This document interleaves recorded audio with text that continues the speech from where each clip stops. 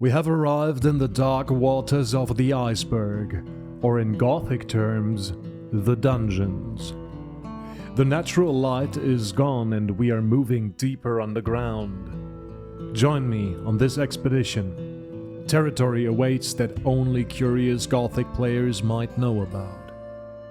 So with that said, let's start digging again.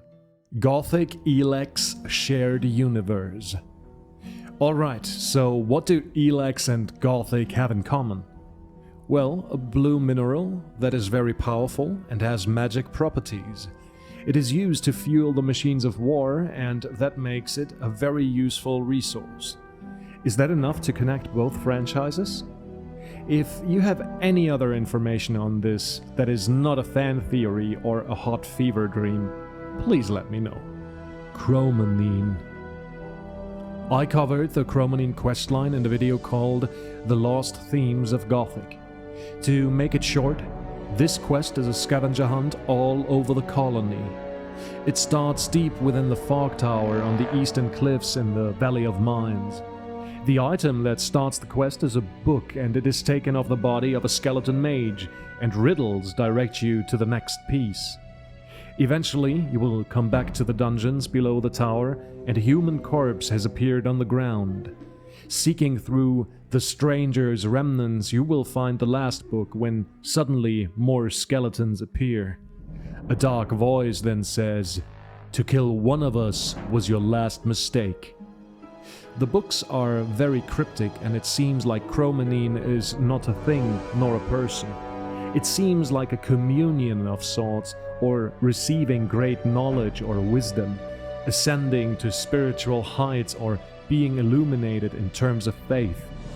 Noteworthy is that this quest was created by Björn Pankratz and wasn't part of the initial release of Gothic 1. It was later patched into the game with version 1.08. The precise state of Kinus in Gothic 3. We banished the Sleeper and killed the dragons in the Valley of Mines, decimated the orcs all over Kinus, and got rid of the evil that eventually would have taken over Jandar. And still, Kinus can't be saved. Even though I don't like this canon material and wished for a more unclear outcome for the fabled island, Gothic 3 is pretty precise in regards to that. Once we meet Thoras in the third installment in front of Trellis, he tells us what became of Kinus and its inhabitants. Orcs captured the island of Kinus and brought us humans to the mainland in their galleys. We were given the choice to become slaves or fighters for the orcs. Vatas just wanted swamp weed. To heal the Eye of Adinos, a ritual is needed. The representatives of all three gods need to combine their magic to fix it. Vatas, the water mage who leads this endeavor, also wants 3 stalks of swamp weed. However, if you fulfilled your task, repaired the eye and brought the mages together, but forgot the weed, they will fix the eye nevertheless. Thus, Vatas never needed the weed to heal the eye, but he only wanted to get high deep in the woods with 2 other elderly men in robes. Nostalgia bonus. In Gothic 2, once you return to the Valley of Mines in Chapter 2, you are tasked with finding the Scraper units and to gather intel about their ore production. One such unit was led by Silvestro, who led his unit in between Xardus' 2 towers.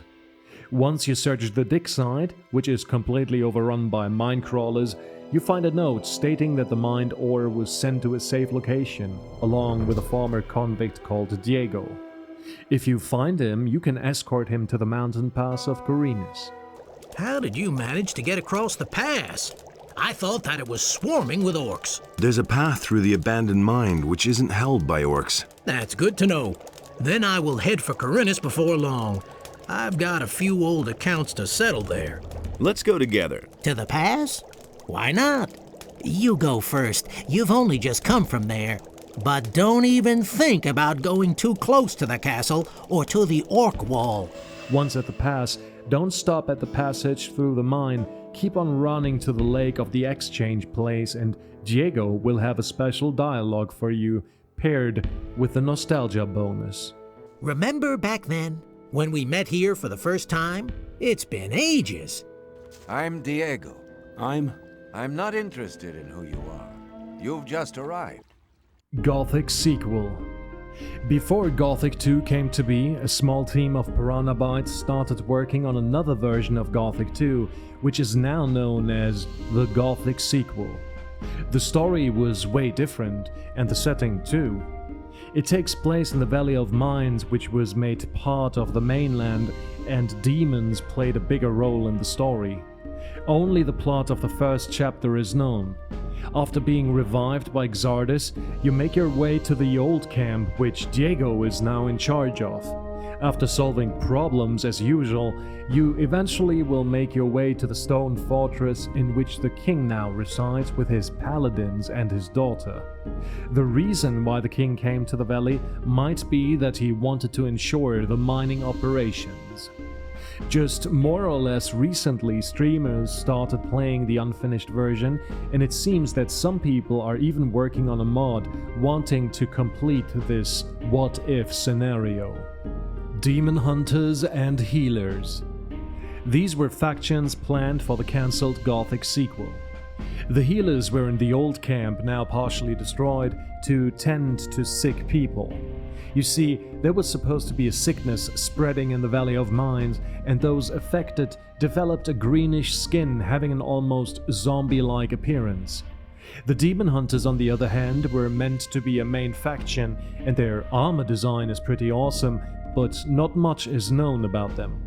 The main antagonists of the sequel were the demons, and the threat of a returning sleeper was looming over the valley, so it makes sense that these guys who are professionals regarding the hunt for demons suddenly appeared.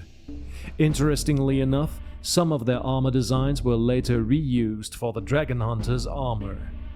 The demonic influence corrupted the wildlife inside the Valley of Mines as well, and might have been the reason for the sickness of the old camp inhabitants. Thora. Thora is an important character in the cancelled sequel. She was a fighter and emissary of the king and fought with a quarterstaff. She was an Amazon-type character and was meant to escort the nameless hero to the king, who resided in the stone fortress.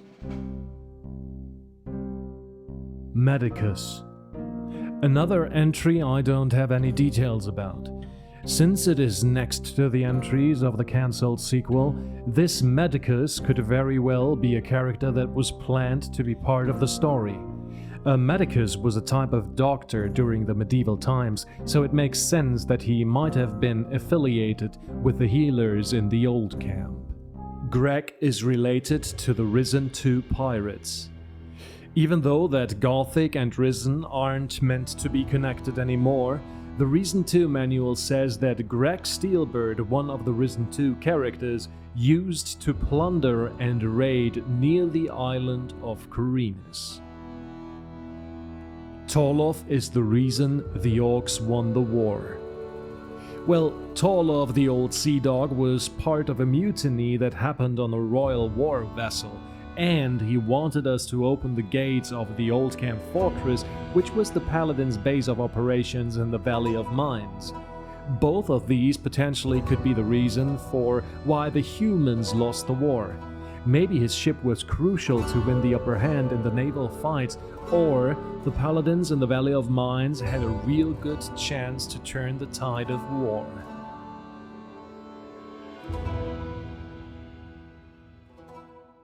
Why the Sleeper interfered with the barrier. This was clarified by Mike Hoga in an interview. The original barrier was way smaller and was supposed to be controlled by the magicians. They were supposed to manipulate it and be able to open it to their liking. But when it got summoned, it touched the Sleeper deep underground, and his magic changed the magical structure, giving it its properties that we got to know. Orc Assault and Nemesis. These are two events from Gothic 1 that ended up on the cutting floor. The Orc Assault should have happened after the hero opened the Sleeper Temple. The orcs would have assaulted the overworld from an undisclosed underground location, but in an interview with Mike Hoge, he speculated that the orcs might have entered the valley through the Free Mine. Nemesis was an event that gradually made the inhabitants of the colony mad. The Sleeper's influence, like in a good old Lovecraftian manner, turned the humans against each other, bringing forth their lesser motives, to quote Mike. The collapse of the old mine, the killing of the fire mages, and the war between the old camp and the new camp might have been originated from the Sleeper's influence. Man on Gomez painting. Again, from one of the interviews with Mike, it is said that this man was possibly one of the former high-ranking overseers who controlled the mining operations. So basically, it was meant to be an ore baron before the ore barons we came to know became a thing. This man is also called the Grey Baron and can be seen in some early material. Diego destroyed the tower. So we all know that one of the big watchtowers in the old camp is in ruins, but we don't know why officially. The Gothic comic, however, tells the story on how it got destroyed by... Well, that's the thing. There are multiple ways to see it. Diego and Milton were plotting against a guardsman called Brabak. They wanted to deposit valuable goods in his abode so that Gomez would think he stole from him. Guards noticed them, and on their escape from the castle, they eventually end up in the big watchtower. Without anywhere to go, they decide to climb up, but Milton was too weak to carry a big bag of ore nuggets that they took with them, and Diego suggested to drop it on the ground. The fire mage Drago then arrives, and when the guards failed to open the door of the tower, he cast a fireball. The spell eventually connected with the sack of ore and exploded, laying waste to the building. So whose fault was it? Diego, because he said Milton should drop the ore? Milton, who then actually dropped the ore? Or Drago, whose fireball hit the ore? What do you think? Fall of Setarif, inspired by Gothic Sequel. Well, since the sequel is rather a mystery when it comes to the plot, and me never playing it, Arcania, or the expansion pack, I couldn't really see any connection here as well. Looking at the plot of Fall of Setarif, it seems to be about a demon who's ravaging the lands.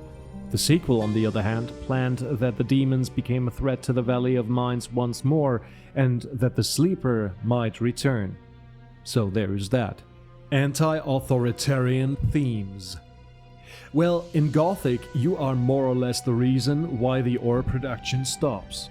With the fall of the barrier, no more ore is exported to the mainland to fuel the king's machine of war.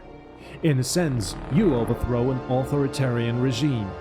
The new camp, being the counterpart to Gomez and his men, can be seen as anti-authoritarian as well. You can even go as far to say that you free the Brotherhood from their idol, the Sleeper, as well. In the end, all camps seem to be liberated from the burden of authoritarianism. Make of it what you will. Adinos shrines. No shrines of Adinos exist in the Gothic franchise, not counting Chronicles of Mutana Archolos, at least not in the way you would expect. While Beliar and Innos are fighting for dominion over the creatures of the Morgret to win them over, attracting them with their idols, the faith of Adinos is different since he is the god of balance. You could see the Circle of Water as living and breathing shrines. If the people want to pray to this god, they need to seek out a magician of water. Ore is an allegory for uranium. Uranium is a type of ore that is used for nuclear fission and therefore a very important part of our everyday lives. Nuclear power plants are producing a lot of electricity that we all use, and it is by far the most efficient way. Certainly that electricity will also be used to wage wars, and the ore is even used in certain types of armor-piercing ammunition. The magic ore is fueling the war in the Gothic universe, so there are some parallels. Oh yeah, the magic ore radiates magic and light, blue light to be more specific. Blue light is also seen in nuclear reactors. It is called the Tscherenkow of Radiation. You doomed Kinus. Without the hero interfering with the happenings inside the barrier, things would have gone very different and definitely would have led to a different outcome. If the Nameless, however, doomed Carinus, I can't really say. We know that Gothic 3 tells us that the island was enslaved, and yeah, by that metric you pretty much doomed it. Question is, what would have happened if the hero never did what he did? Would the Orcish armies and naval forces just avoid Carinus? I highly doubt that. Destroying the Maran Tribes. This one took me by surprise. If you kill all the Marans in Gothic 3, you will get a special ending slide that says, "Of the barbarian people of Nordmar, only the abandoned huts on the snow-drifted hilltops will bear witness to their once proud villages. It will become quiet in the white mountains of Nordmar." Actually, it is kinda sad reading it like this. The land south of the Valley of Mines. Way back during development of Gothic 1, the developers toyed with the idea that a land south of the Valley of Mines exists. If you take a look at the finalized map, you can see that the south and west is not confined by the ocean, but that in fact a landmass extends further into these regions. If this is supposed to be just a mountain range is not clear. However, this idea got never really discarded and was brought up a few times in Gothic 2 in a very vague context. In my video about the Dragon Hunters and Mercenaries, I talk about Silvio's origins. His group came from the south where they were fighting orcs. Other pieces of dialogue are also referring to this mysterious land, like for example when the hero lies to Vatas when they meet for the first time. Aha! And that is why you have made this journey. Who are you really? I'm an adventurer from down south. This land in the south was also used as the setting for an RPG that was played on the Gothic forums, but it is by no means canon. There is this picture of Björn Pankratz holding up this map, and if you look close you can make out a region south of the Valley of Mines. If we compare this picture with a fan-made map from the RPG that has the cities of Drakia and Gorthar on it, it seems that both are indeed connected. So these maps are just a fan interpretation of an early idea, an idea that is not completely non-canonical. Beta God names. Early in the development of Gothic 1, the gods had different names. Innos, the Lord of Light and Fire, was called Ra, just like the ancient Egyptian sun god. Adrastos was another name that most likely became Adinos, and then there were Sevanes and Vandras, which maybe were fused together to become Beliar. Returning to Jandar in later chapters. Upon returning to Jandar in later chapters, you will experience a partial monster respawn, and it is suggested to kill those beasts to level up once more. Even though creatures will appear, no new quests await you. Risen intro concept. So, before Risen came to be, Ralf Marczincziks, one of the artists who worked on the Gothic series, created a storyboard for the intro of Risen. In that one, we can see two very familiar figures.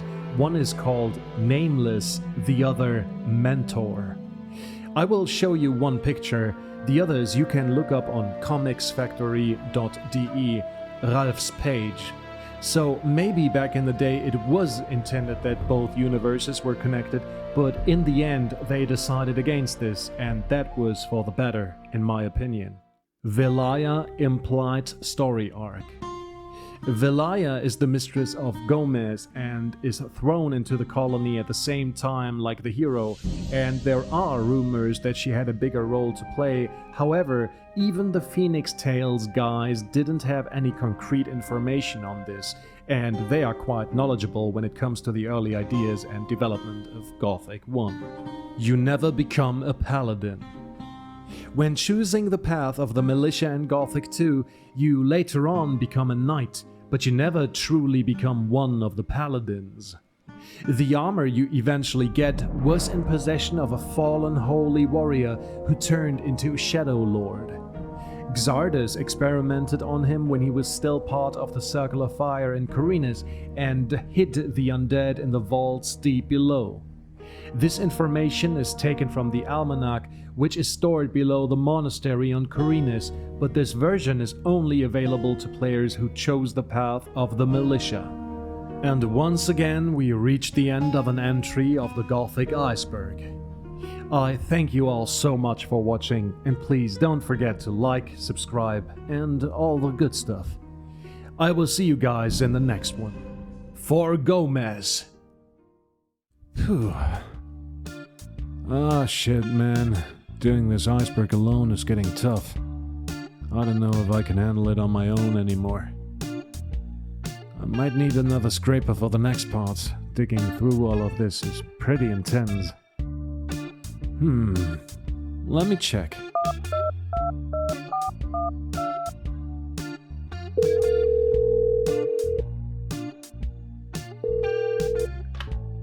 Hello? Hey, Slivers, my man. It's Vertigo. How are you doing today? Oh, hey, Vertigo. Yeah, I'm fine. Just, still busy working on that new balance guide thing. What about yourself? All fine and dandy. Actually, no, look, I'm working on this weird Gothic thing, and some entries are really strange. They're pretty odd, Very mysterious and out of context. And you came to me for help, huh? Ah, you are indeed a man of action. I knew you would get right to the point. I could sense that a mile away. Yeah, what was it about again? It's about the Gothic Iceberg. The lost information, the retcons, the facts not really known to the average player, And I thought, hey, two heads are better than one. Just imagine both of us revealing the truths about the grand mysteries of Gothic. Yeah, absolutely. Sounds thrilling. Perfect, man. I'm really glad that you... Slivers? I think he actually sounded excited. Kind of.